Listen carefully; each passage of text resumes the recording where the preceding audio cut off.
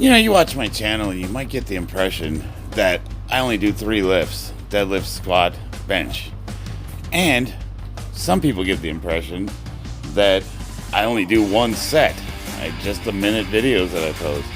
They're like, oh, your squats suck, your form's awful. And it's like, yeah, I'm maxing out. Like, I put the most weight I can handle on the bar and my form's breaking down a little bit. That happens. So I figured, you know what the hell, I'll show some of the other stuff I do. So here's back day. Now, for this specific back day, I don't want to work the lower back because I just did heavy deadlifts. So I'm just doing pull exercises. And how many pull exercises do I do? All of them. How many pull-ups do you do? All of the pull-ups. I do probably a couple hundred pull-ups in sets of 5 to 10. And then I do a bunch of pull-down exercises. I do a variety.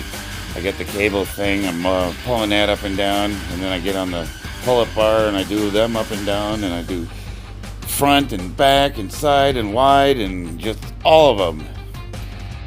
Bodyweight exercises are great. If you can move your body through space, that's a truly athletic movement. And just doing pull-ups by themselves in the right amount will get you a really defined back. A lot of that is lighting, it helps to have good lighting, and diet. Put the fork down.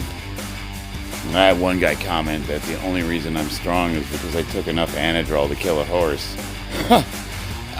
It doesn't work that way. I am on 140 milligrams of Test E a week, doctor prescribed, and I get my blood done every month. Now, yes, I did do a cycle of Anadrol before the meet, which was somewhere between 4 and 6 weeks, but it was like the lowest efficacious amount possible, and I haven't done any since. So, is that enough to kill a horse? I guess. I don't know.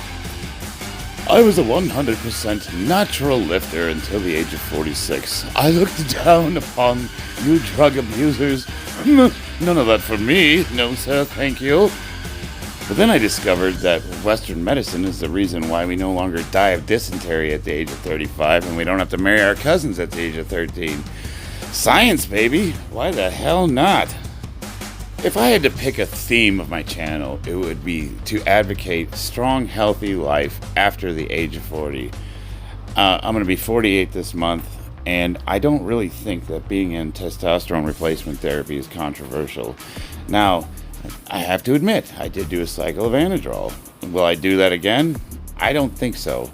But as always, I always go through a doctor. I get my blood done every month, and I encourage men of our age to do the same. Even if you're 100% natural, you should at least get a baseline and see where you're at. I just think it's a smart thing to do. It improved the quality of my life exponentially, and I would make that decision 100 times over. And you know what? If you want to maintain natural into your 50s and 60s and you think you can do it, I totally advocate that, but I still think that you should get your blood work done just to have a baseline, because they check liver and kidney and organ functions and a variety of other things.